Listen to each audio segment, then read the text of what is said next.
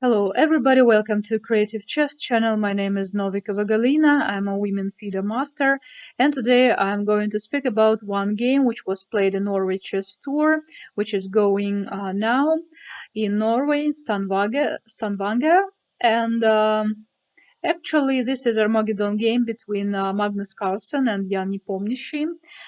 Before that, they played two games, and both of them ended in a draw.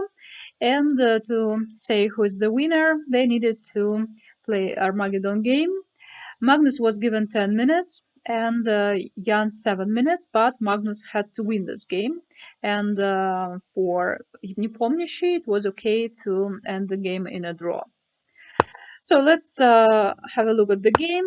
So Magnus played knight f3, and for some time, so it first it was ready, but then it was developed into some kind of ground field defense.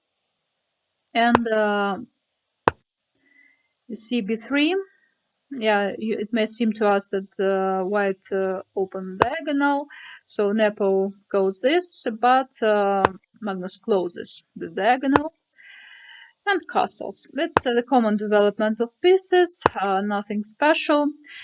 a5 is a typical maneuver here, so black is aiming maybe for a4. Sometimes the queen goes here. So knight to c3 and bishop to f5. I think for black it's quite a normal game, normal development, and no problems. And bishop to e4. a4, rook to c1, capture. And here I think it's a little bit not well for black, because here you see the line is open, and the line is belongs to white pieces. Maybe for black he might have put the knight on a6 to close this, but Nepo played queen to b6, attacking the white pawn. And here was a move by Magnus before, and I think that it's one of the critical positions of the game, because now Nepo played knight to d7, allowing c5, allowing the squeeze. I think for Nepomniachtchi it would have been much better to play, for example, instead of the knight of to d7, to play just to grab the pawn. And okay, white grabs, play bishop to d5, and then just to develop his pieces, maybe the knight goes here, just to take under control e4 square. And no problem in the position. I think the position was quite nice. This pawn on b4 is quite strange pawn, and the bishop looks into these dark square pawns. Pawns on standing on dark squares. And position is quite good. But I don't know why he allowed this c5 squeeze, and since that time I don't like black's position, because now rook goes to b7. And after queen to b8, they go queen to a2. Now Nepo played this move. Actually, he chose the wrong plan here. Of course, we know all the saying that sometimes it's good to play to follow the bad plan than not to follow any plan at all. And Nepo is following his bad plan, because his idea seems quite natural, to capture here and then to play e5. But this plan wasn't good. So I liked more the idea which the computer shows. It's a tricky idea, and maybe once you will be able to play this in your own games. But I like the idea of trapping the rook.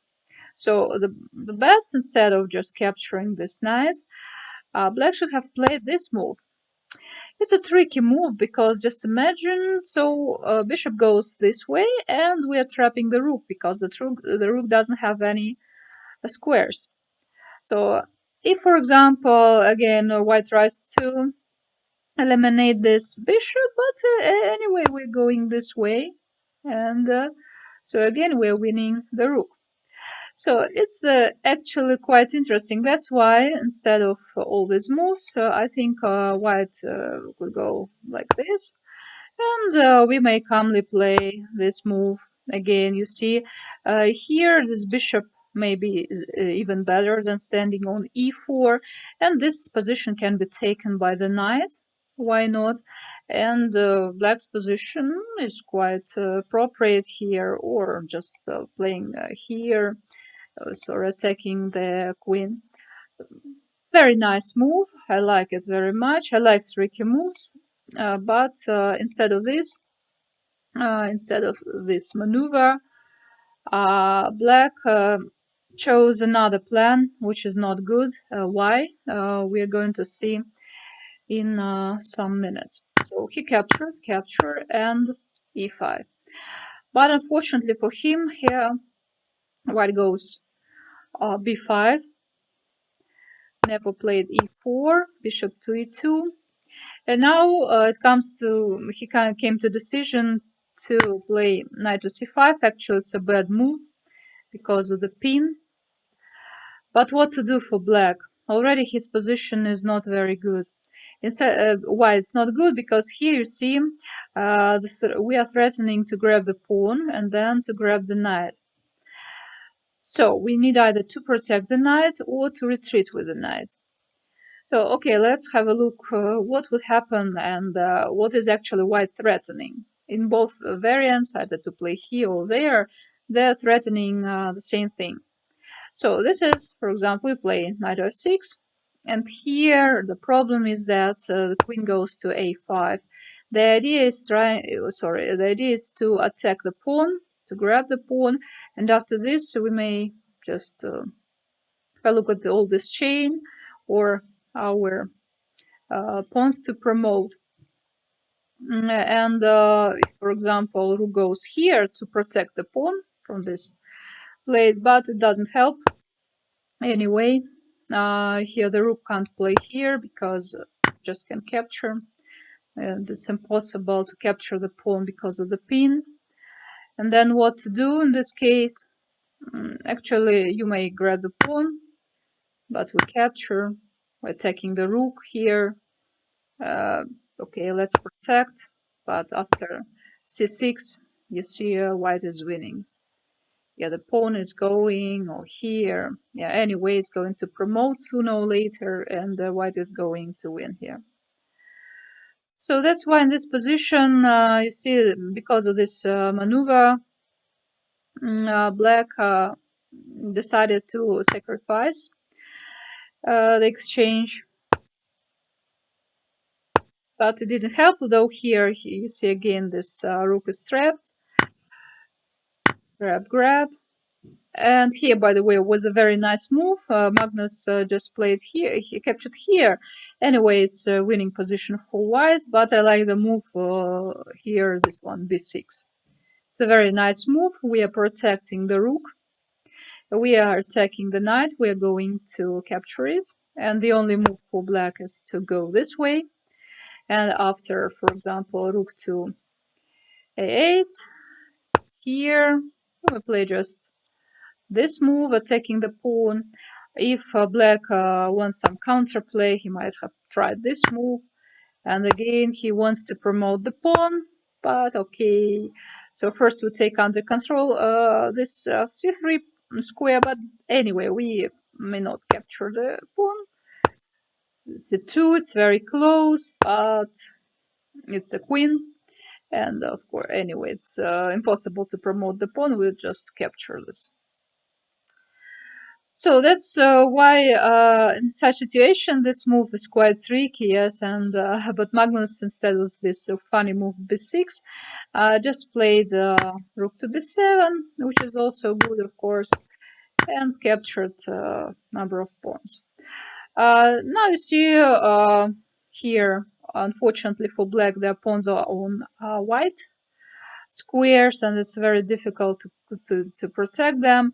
That's why Nepo comes to decision to play with different colored bishops, and Magnus immediately decided to play, because I think he was to play this endgame because he was sure that he would win, only because I think of these pawns which are on black squares, and he goes to this pawn because nobody can protect this, captures the pawn, attacks this one.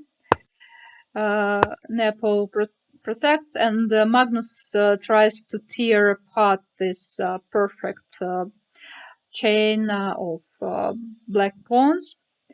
Of course, he didn't capture, because we had captured this, and we would have two connected pawns later.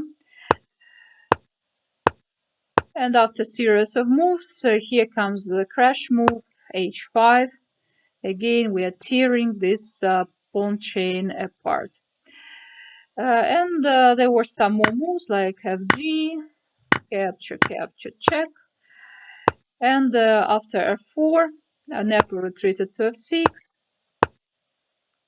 There was one more little trap, which was played by Nepo. So the idea is to give this pawn and to grab these ones. For example, if Magnus forgot about this idea and just captured the pawn like that, Nepo might have played this, then for example b6, b7, but it's too late, yes. The bishop comes right on time. But of course, it's like a fairy tale for Nepo, and of course Magnus didn't allow him to do this, and he played a very nice move here, not to allow black to capture all his pawns. He just played nice move b6. Now black doesn't have any time to capture all these pawns, so it has to grab this pawn. And after all this, after b6, I think already Nepo resigned, because white to play here, so white could capture this pawn also, like this, for example. If it goes this way, we may capture with the pawn, with the bishop, and then we see we have three pawns. Yeah, though bishops are different colors, but anyway, different square colored bishops. But anyway, you see, white's position is absolutely winning. That's why Nepo resigned, and Magnus won this interesting match.